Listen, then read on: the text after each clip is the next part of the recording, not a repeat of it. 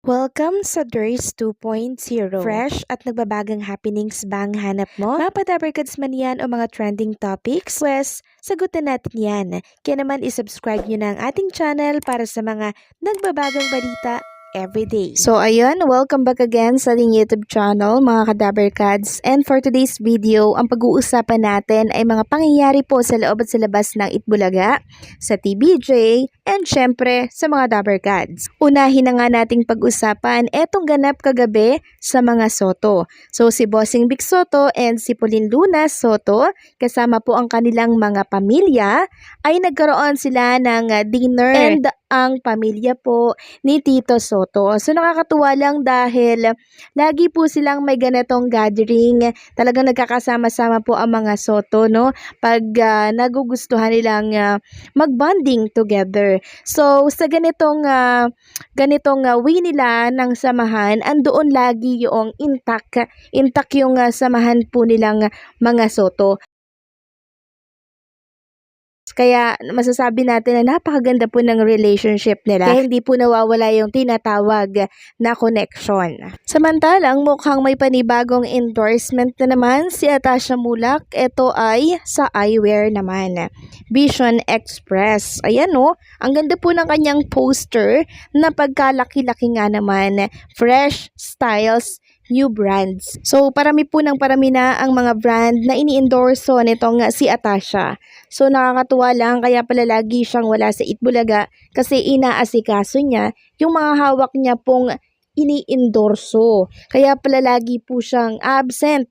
So, sa mga naghahanap lagi dyan kay Atasha Mulak sa Itbulaga, alam nyo na po ngayon, maraming inaasikaso si Atasha outside sa Itbulaga. So, congratulations, Atasha Mulak. Samantalang, muling ibinahagi ni Boss Joey De Leon itong kanyang painting tungkol doon sa pineapple. So, meron siyang binago na ilang mga salita. Sabi dito ni Boss Joey De Leon, tapos na din yung kanyang painting. The pineapple has 1,000 eyes, di ba? And he sees everything because he is like God. So may error. Medyo nung binabasa ko nga siya kahapon, parang napaisip din ako dito na he sees everything because he is God. So ngayon, pinalitan niya na he is like ang nilagay niya. He is like God. Isa rin siyang Diyos. And eto po yung naging caption niya dyan. By the way, the pineapple has a lot of eyes. Pati nga, juice niya may eyes. At saka, love ko juice kasi there's you and I. So, napakahusay talaga niyang mag-coin ng mga words na pagko-connect-connecta niya. Nakakatuwa. Samantalang pag-usapan naman natin ang tungkol dito sa naging post ni Direk Daryl Yap kahapon. Ngayon, may nagkomento dito. Ito yung sabi ni Daryl Flop. Alam mo kasi Direk, malabo pa sa burak na tintang itim na sinuka ng itim na pusit yung pelikula mo na maipalabas kasi yan ay may paksang R na merong name drop ng pamilyadong tao na mas malaki pa ang ambag sa'yo sa Pilipinas at merong inosenteng bata na nabuli at ina ng bata.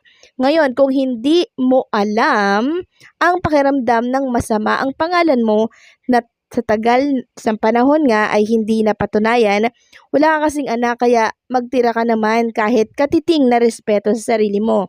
Hindi yun para lang sa pera, maninira ka ng pamilya. Tsaka wala kang kadala-dala, alam mo ba bawat banggit mo ng pelikula mo, dagdag sa babayaran mong 35 million kahit magsama-sama pa mag-ambag ang mga followers mo ng tig-piso, hindi ka makakabuo niyan. Babagsak ka talaga sa munti.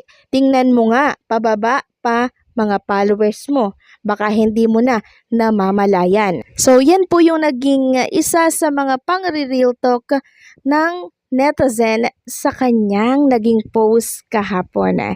Samantalang pag-usapan naman natin ang tungkol dito sa binitawang salita po ni Bossing Vic Soto na tila baga ay nagbabala po siya sa mga nagpapakalat at naninira po sa kanyang pangalan.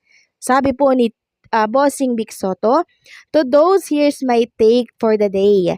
To those who cyberbully or make fake news or slander people on social media especially or in other ways, always remember that you are hurting someone and you will pay for that.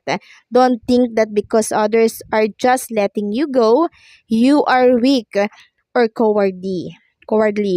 He paused for a moment, pointing and then continue. You can see it, remember that. You can see it, and we won't let that go.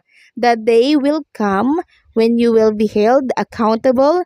This is the end you. Watch out for that. Those who bully or make the fake news, watch out you. Bossing Vic smiled as he spoke as if in jest, but it was obvious that he was angry and disgusted with whoever was spreading this fake news. We are just intrigued by Bossing Big's statement that there is a place for you, and the way they emphasize nyo and kayo, does he know who is behind this? There is not just one but many of them. So alam nyo mga kadaberkads, ang daming mga fake news na naglipana ngayon sa mundo po ng Facebook, hindi ba? And sa lahat ng social media platform. So ang punteriya nila ay si Bossing Vic Soto. So kinokonekta yung pangalan sa mga host ng Itbulaga, like kay Atasha, kay Maine Mendoza, kay Miles Ocampo, at marami pa pong iba. Grabe, favorite nila si Bossing Vic. Kasi alam nga po nila mga kadaberkads na tatangkilikin or babasahin ng mga tao yung kanilang mga write-ups. Kaya naman, mga Soto po ang kanilang pinupunteriya. Ginagawa ng mga kung ano-anong fake news. Wala namang katotohanan. So, ang kawawa dito yung mga napapaniwala po na matatanda. Kaya lagi po tayong fact check, okay? Sabi pa dito, what does he plan to do the people spreading this fake news? So he says, there is a place for you. Ayan, no?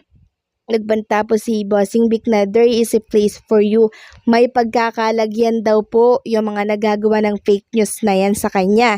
It is just fake news, smear campaign, or propaganda related to politics.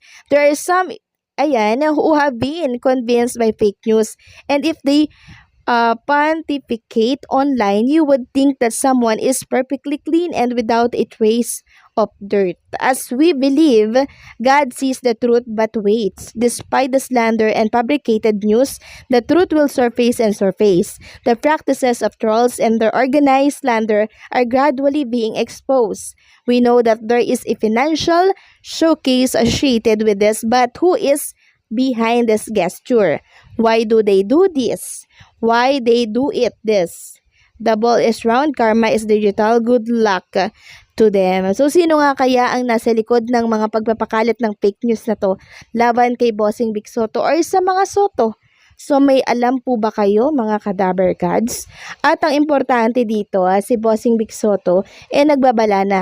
Ibig sabihin, pag nagbabala na siya, alam nyo na po ang kasunod niya na magkakaso na siya sa mga nagkakalat ng fake news. So ano po ang masasabi ninyo dito mga kadaberkads? Hanggang dito na lamang po ang update natin at maraming salamat sa patuloy na pagsuporta, and don't forget to like, share, comment, and subscribe.